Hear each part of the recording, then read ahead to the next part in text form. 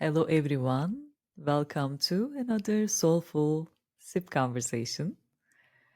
Today, we will talk about creativity, art, and how expressing ourselves in the form of creativity or art can really help us heal.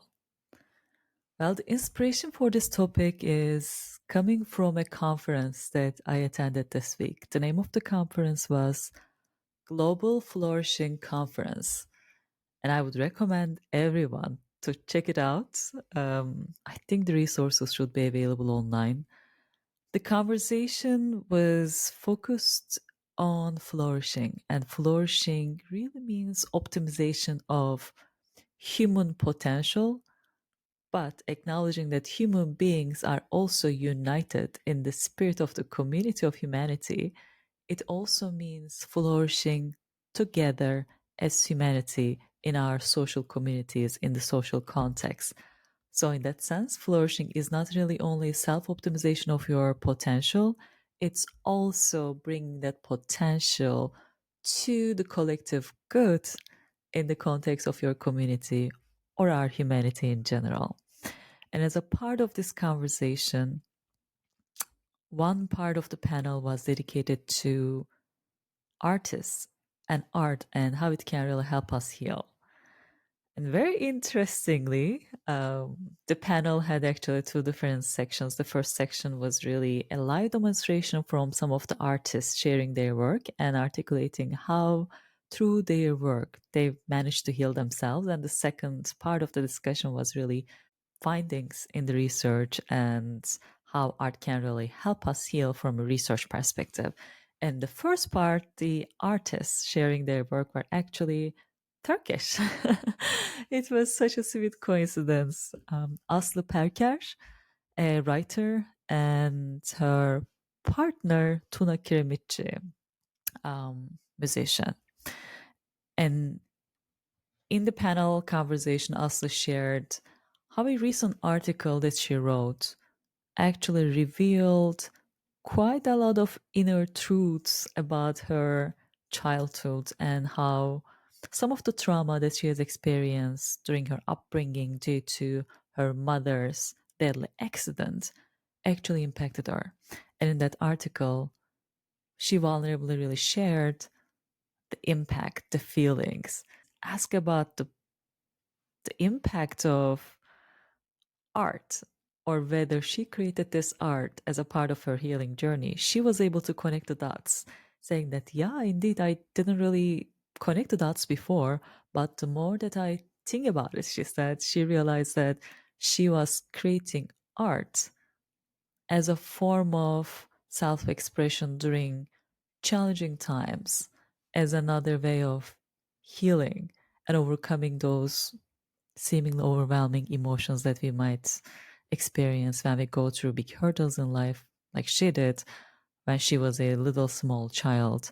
Her mother had a terrible traffic accident and she was hospitalized for a year. And this really created so much turbulence in her own personal life. And this story was really sharing how this impacted her. And through her story, she was also able to bring a little bit more unity into her own feelings and bring a little bit more closure to some parts of her story. And her partner, Tuna, being so inspired by the story, turned this into a song. And as a part of this conference, he shared the song as a premiere, as a gift. It was deep and it was meaningful. It was meaningful because it was just another example of how beautiful human soul is. We feel deeply. We feel deeply all the pleasures of life, but also the pain. That's really what it means to be human. What it means to be human is really welcoming everything in life, every ups and downs of human emotions. And all the time, it's not easy. Life is challenging. And the more that you deeply feel, the more it hurts you. And especially when we face challenging times, like in this case, a family trauma, or collectively what we are experiencing right now with lots of wars around the world and lots of diversity and not so positive impacts of that diversity, it creates quite a lot of challenging emotions in us. And instead of always escaping from those feelings and blaming each other because we are not able to face those feelings, art can give us another opportunity to sit with those feelings, to first see those feelings, honor those feelings, and acknowledge that they are there. Because a part of our addictive behavior and our you and me disagreements are only emerging from us not knowing how to deal with our feelings. Like, I am feeling this negative thing, but I don't want to see it and own it. So I'm just going to blame you. You created that. And that's actually one of the primary reasons for most of the things that we see in the world today. But what if we own those feelings and find a different way of expression, turning them into beautiful pieces of art? Write an article about your pain. Turn that pain into a painting. Turn that pain into a sculpture. Turn that pain into a movement that you would like to see more in the world. The expressions could be endless. And you don't even need to share it. I think that's the other important thing. Of course, in this particular example, we were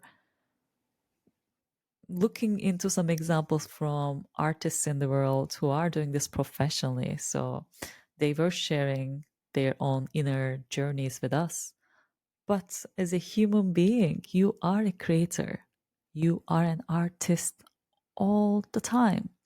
And you don't need to share it to be able to process and to be able to get the benefits of the creative journey, artistic journey. You can just write it down. Let's say that there is a childhood experience that is still sitting somewhere inside you and triggering some shame in you. What if you feel that and express that onto a paper? Just take your pen, take your paper, and just simply answer, how am I feeling right now? That's it. Even this simple exercise is really helping us first to see that pain, find a venue to process that pain. Through writing, you're acknowledging that, and in a way, you're actually letting it out of your system. And then you can decide to share it with someone else or just keep it to yourself. There could be benefits for sharing. The more that we share, the more we also realize that we are not alone in this journey. The specific examples might be slightly differ for each individual, but in the end, we all know what it means to miss a loved one, what it means to grieve. By the way, it's 11:11. What it means to lose something. These are universal feelings. And the more that we share that universal concept and its reflection in us, we can also realize that we don't have to go through this alone too, because we are all united in the way that we feel in the depths of our humanity. Seen this way, art can also really unite us. Although the individual experiences might be different, in Aslı's case, this experience was really her mom having a terrible accident, traffic accident, and this impacting her life and her family's life and triggering quite a lot of emotions in her. In my particular case, that could be not a family accident, but me losing a loved one or missing a dear friend that I lost quite early stages in my life. I remember losing my first pet dog. It took me almost more than 5 years to tell his story without tears. And just even telling the story was a part of my healing process. So the specific examples might be different, but if we are not really afraid of our feelings, expressing them could be a part of our healing process. And that really helps us to be more human, because what it means to be human is to feel. I don't know who said it, but there is a famous saying that you can see in most of Instagram famous quotes: feel it to heal it.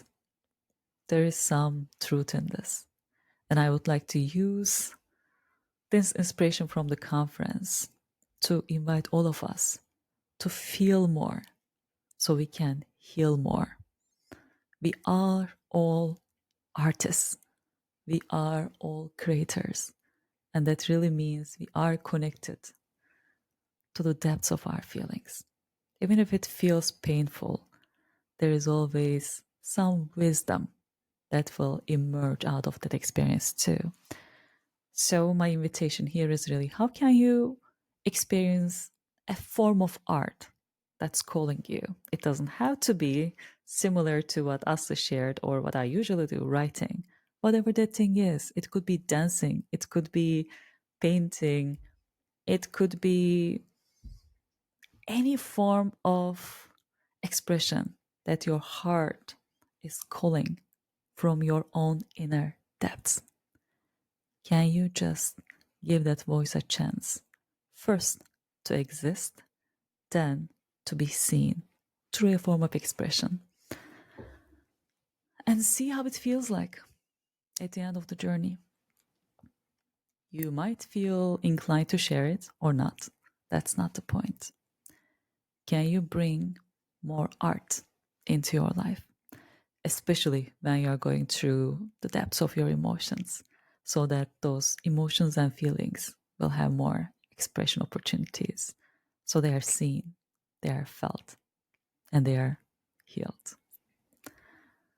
Well, this is the end of this soulful sip conversation. I hope you enjoyed, and I hope this really inspires you to find your own creative exploration patterns. As always, if you like this content, please share it with others who might enjoy.